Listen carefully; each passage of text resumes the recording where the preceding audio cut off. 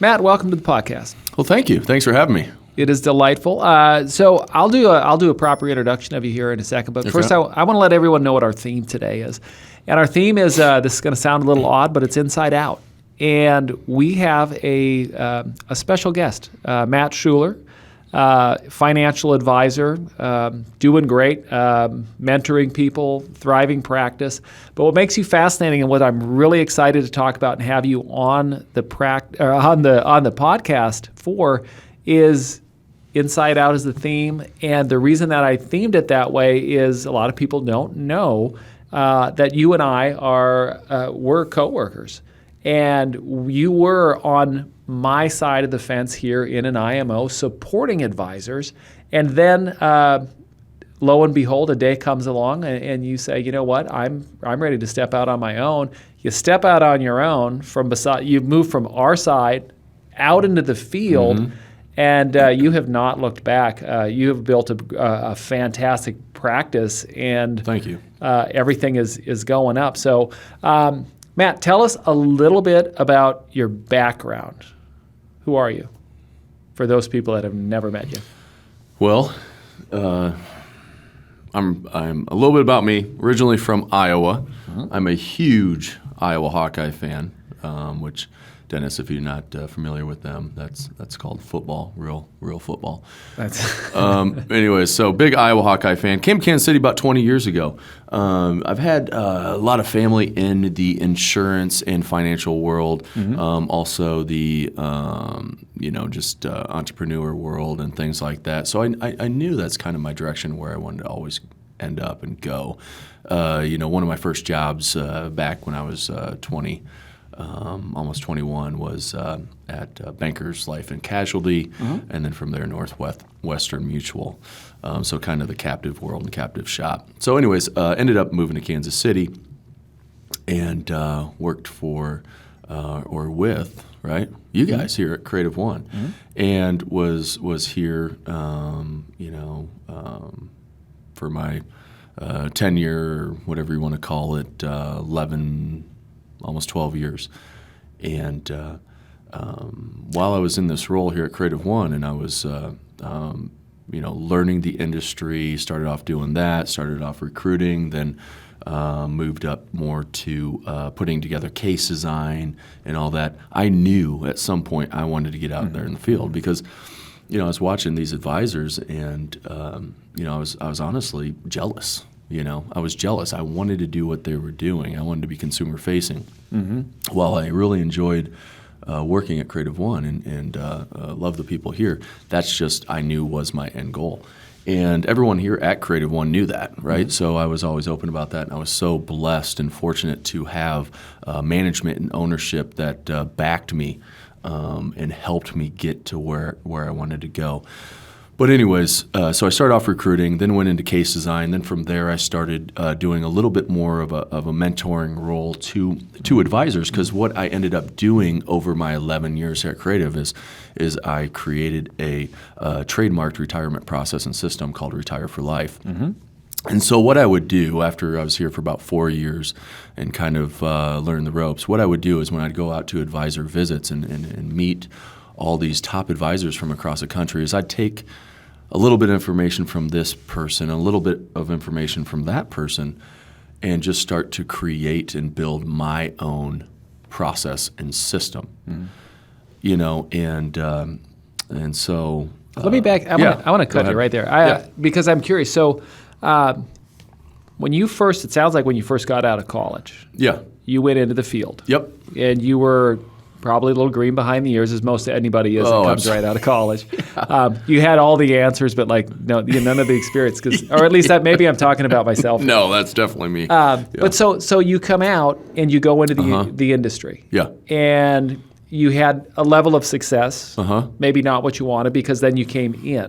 Yeah. And by in, so for a lot of people that don't know our world, and by our world, the IMO, the marketing company world, when you come in on the sales side, there are specific job functions, and I know that you were on one of the sales teams. And the job internally on those sales teams is to support are advisors that are out in the field. And so of course there's the attraction, getting new, because we're always looking for new clients. Yeah, absolutely. The recruiting side, and that's hard, just like it is as an advisor. That's hard on both sides. Yeah. But what I find so fascinating is you took this as an opportunity, almost to do like case studies, absolutely, the best of the best. Absolutely. So what are the things? Talk a little bit about some of the things that you took away when you're visiting those offices, where you're like, oh, I really like that. That's terrible. Because you use that to help other advisors, and then absolutely. So one of the biggest things I saw was the fact that you go out to one practice, in the East Coast, for example, and you see a really successful advisor, and you're meeting with that advisor, and you see the advisor's process and system. And they may be for or against investments or for or against fixed index annuities, but they're very successful in what they do, right? Mm-hmm. And then you go, 5 states over, you go across the country, and you meet with another top advisor, very successful individual, and they're doing something totally different. They're saying, don't ever buy a security. You should only buy FIAs, or don't ever buy an annuity. You only buy security. So these people are doing 2 totally separate things. So what I learned from this was the fact that there's no right investment. There's no right product. There's a right tool for the right job, right? Sure. And so that's kind of what I started to piece together at the beginning. And you mentioned this, but I have the insight of knowing you. Yeah. And that entrepreneurial bug. So you're working, you're seeing other advisors, you're seeing things that you're like, wow, I could take that, and that looks good. And tell me about the day that you decided, like, you know what, it's time to spread my wings. Well, it's tough because, I'd been thinking that for years, and I had expressed that to my direct boss and ownership. And I was kind of expecting like you need to pick, right? Sure. Get out of here, leave. And the response I got back was a response that has totally changed my life. And that was, hey, okay, Matt, that's cool. You keep doing what you're doing here, and we're going to help you, and we're going to, do what we can to support you and get you where you want to be and do all that. And it was just incredible. So anyways, what was your question? I have no idea what I'm talking about. I'm getting all emotional over here, man. No, I'm kidding. All right. I'm kidding. No, the day that you made decided to make the jump, the leap. So I had been thinking about it for years, like I just said. But then I finally went in and had that conversation, and that's when I said, you know what, I'm doing it. Now I didn't do it that day. I was fortunate enough. That's where I was heading in this last last circle, right? Yeah. Was fortunate enough that they were like, hey, you know what? We're going to support you. We're going to help you. Keep doing your job here at Creative One, and slowly but surely you'll get to where you need to be, and then you can make that decision. Yeah. And I was like, wow, this is awesome. So I was working here, and I was helping advisors, and I created this. I finally put together this retirement system and process, Retire For L.I.F.E, that I've been working on for 5-6 years. And then Creative One took that and they put it on the platform, and I started training other advisors on this, and they were having success. And then I was starting to get more confidence on going back out in the field, because I was well taken care of here at Creative One. I was very, very comfortable, and it was a great life for me and my family. And it was just one day I said, I'm out. Honestly, I don't think I said that. I think I was writing business, and I'd been submitting some decent cases and decent work, and I was getting clients. I was doing workshops, and they're like, dude, what are you doing? Like, you're doing well. You need to make this decision, and we're going to help you. And so they helped push me a little bit. I got the courage to actually do it, and I left, and haven't looked back since. How'd the wife take it when you said, I'm going to snip this part of the tie. I'm gonna say goodbye, or so long here. Now we're gonna go 100% over here.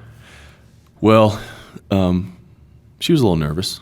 right? Because ever since I had even met her and dated her, and before we got married and had kids, whole time she's known me, I've worked at Creative One. Mm-hmm. She's got to know, big change. Yeah, my bosses, the management, the ownership. She loves people here at Creative One. We had created a very nice life for ourselves, and we were being blessed big time, and could pretty much do anything we wanted to do as a family within reason, right? So I came home and said, hey, I know this great life we have. I'm going to blow it up, and I'm going to go out, and my base salary is going to be zero now, right? And I'm going to grow this business, and I believe I can do it. And I just feel like this is my calling. I need to go back out into the field and be consumer facing, opposed to helping other financial advisors with their practice. Yeah. And what'd she say? Well, I don't know if I can say that on the radio, but it took a couple conversations, because that's no small thing. And, no, it's no small thing. It was big, and so we thought about it. She prayed about it. And we thought about it, and every time I'd come back and talk to Frank here at Creative One or ownership and higher management, I just felt like it's a step I should take because of, I have no idea why they're so willing to help me so much, but just the support I got from Creative One. I said, there's no better opportunity, Yeah. And so I went back, talked to her, and I said, hey, we're doing it. Let's roll. And we good decision. we did it. Yep. And it's turned out to be that way. But it was, the last or first 12 months were very stressful. It's a little scary. Yeah, but you have an amazing work ethic, so that's one thing.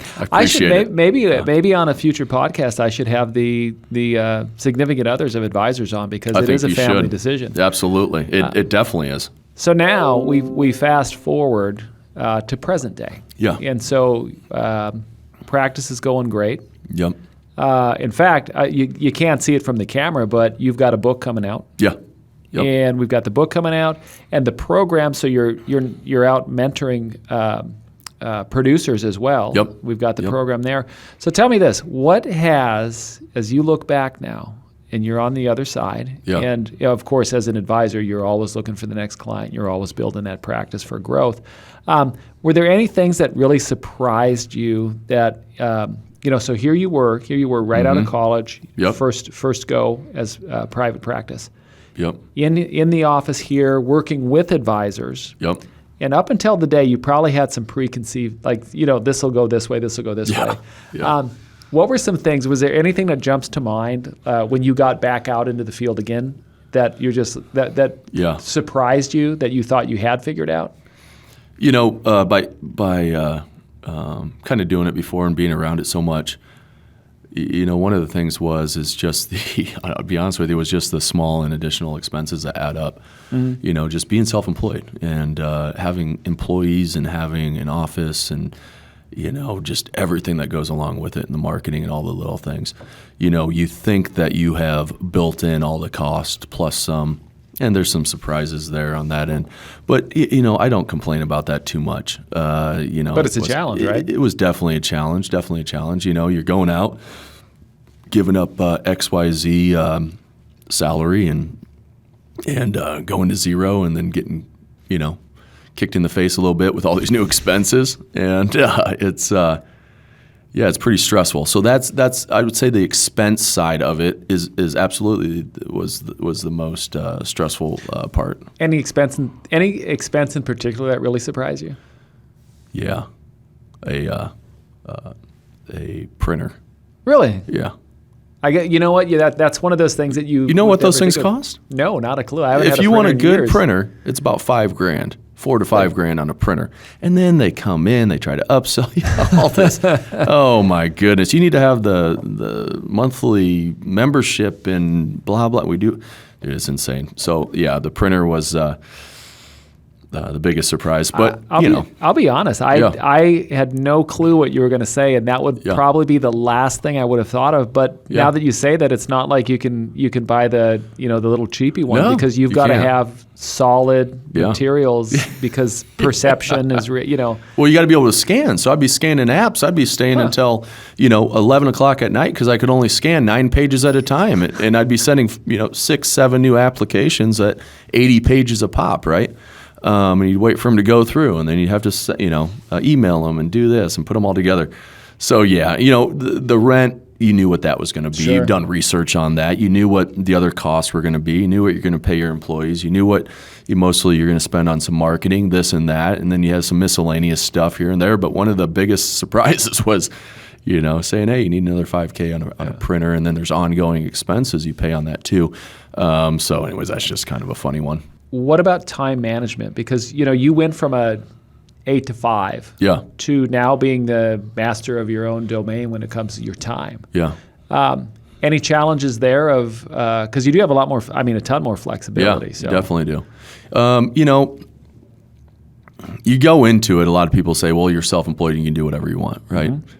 Well, that's true if you don't want to be successful. Yeah. So, for example, the other night I was up till 3 a.m, putting together the 2023 1-hour Retire For L.I.F.E presentation, because I was busy all day with appointments and other things.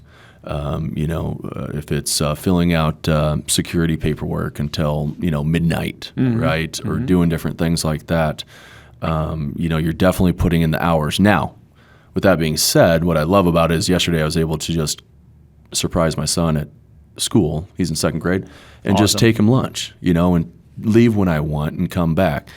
But as far as working less hours, no, not if you want to, not if you want to be successful. And then you add in also having employees, and, and you think you have your day mapped out, and then someone comes in with a concern or question, and 2 hours are knocked out of your day, and now you're staying 2 hours later, right? Mm-hmm. And so,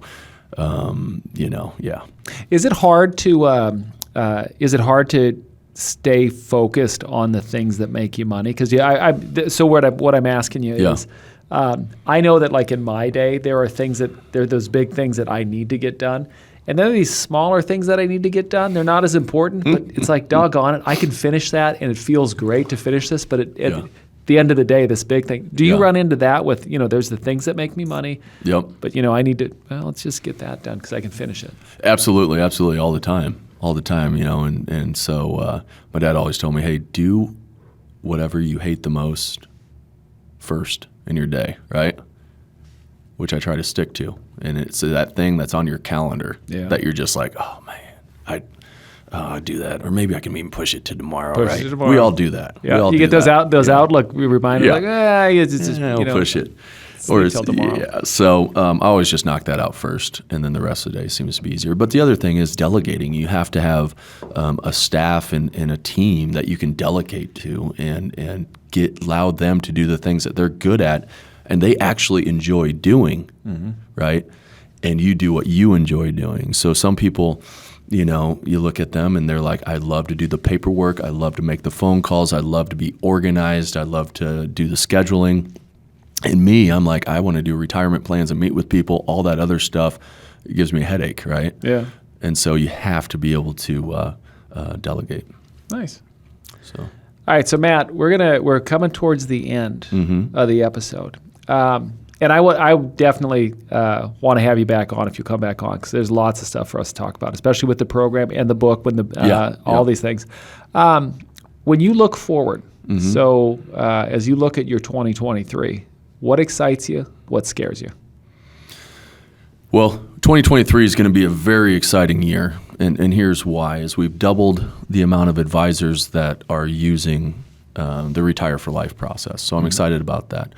We are adding a office and a location in Little Rock, Arkansas in June. Oh, nice. So that's going to be that's big and that's nice. We've already added a couple advisors to BrightPath that are out in Colorado right now that are relocating to Little Rock, a husband and wife, and they're going to go ahead. Well, you know what I did? I forgot to mention your practice name. Oh, Bright Path Wealth Management. There you go. There you go. There you go. So you're expanding into, and if you're Yeah. not familiar with Arkansas, because I'm sure there's somebody maybe on the coast that's like, Arkansas, that's Walmart World Headquarters. That is a thriving community. Yes. Well, not necessarily Little Rock. It's up Not just Little a Rock. little That's north, but more it's like pretty Bentonville, close, right? that area. Yeah, northwest of there. But Little Rock is a pretty community. It's very gorgeous, and I haven't had much opportunity to spend a whole lot of time there. But Marty and Lori and some of the other folks have. And so we're excited about opening up that office down there, and I'm excited about spending some time down there. I'm still going to be spending all my time in Kansas City, but opening up a branch down there. And then also... Out west? What's that? You said out west? Did you say Colorado just a second ago? Oh, yeah, Colorado. So they actually, we just opened up one in Grand Junction, Colorado, an office out there, and we have wonderful clients. We've done 2 workshops out there, and that's going really well. But the advisors out there some of them are relocating to Little Rock, Arkansas in June. So that's where we're going to be opening up that office also. Nice. And that's how and why we're doing it there. So those are some of the things I'm really excited about. We're doubling our presence next year in Kansas City. We're going to double our workshops, doing more podcasts, as we talked about earlier, and have some other exciting things coming out that I can't announce yet, but really excited about the book and some other things. And what I'm nervous about is honestly the same thing. Okay, we got to set up and open up a new office, right, in Little Rock, Arkansas. What? Yeah. I've never even been to Little Rock, Arkansas. Beautiful. I've been to Arkansas multiple times, and it's gorgeous. I have family in Fort Smith, Arkansas. I got this and that, but I've never been to Little Rock, and so excited but nervous at the same time. Anytime you bring on partners and employees, are they going to work out? Are they going to believe in the same vision? Are they going to believe in the same process and system that you believe in? And so you're nervous about that also. Doing double the amount of workshops and educational events throughout Kansas City. I'm excited. Yeah. But I'm nervous, right? Mm-hmm. We're taking a marketing budget and we're doubling it, and we're opening up a new branch. So the same things that are making me excited are also making me a little bit nervous, That's what pushes you. Yeah, absolutely. But it's fun. I love it. Nice. Yeah. You know what? That is the perfect statement to end this episode on. So Matt, thanks for being on here. We'll have you back. Thanks for having me. And nothing but success for you, brother. Appreciate it. Thanks, man. This podcast is for financial professional use only and not for use with the general public.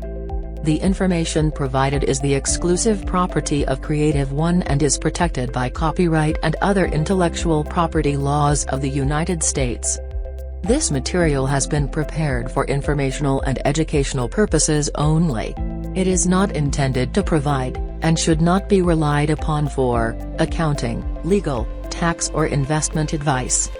Creative One is not responsible for the results of programs discussed on this podcast or any liability stemming from the use of it. Although we may promote or recommend the services offered by this company, agents are ultimately responsible for the use of any materials or services and agree to comply with the compliance requirements of their broker-dealer and registered investment advisor, if applicable, and the insurance carriers they represent. Copyright 2022, Creative One Marketing Corporation.